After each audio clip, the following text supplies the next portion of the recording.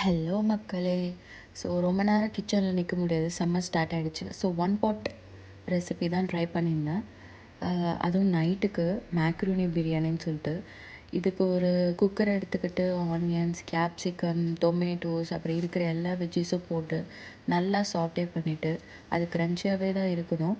அதுக்கப்புறம் நம்ம டர்மரிக்கு, மஞ்சள் பொடி, மிளகாய் பொடி, கரம் மசாலா உங்களுக்கு என்ன தேவையோ எல்லா ஸ்பைசஸும் போட்டு சால்ட்டும் போட்டு நல்லா சாட்டே பண்ணிவிட்டு மேக்ரோனிஸும் பச்சையாகவே ஆட் பண்ணிடலாம்.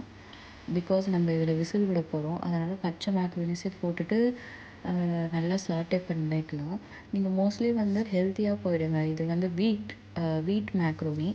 ஸோ 1 கப் மேக்ரோனிக்கு 1 கப் தண்ணி போதும். நான் கொஞ்சம் அதிகமாக வச்சுட்டேன்.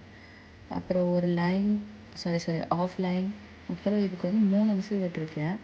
நீங்களே பாருங்கள், செம்ம. நான் இது வந்து வராதுன்னு நினச்சேன். But it is so tasty and so delicious and வெறும் ஹார்ட்லி 15 மினிட்ஸ் தான் எடுத்துச்சு இது சமைக்கிறதுக்கே.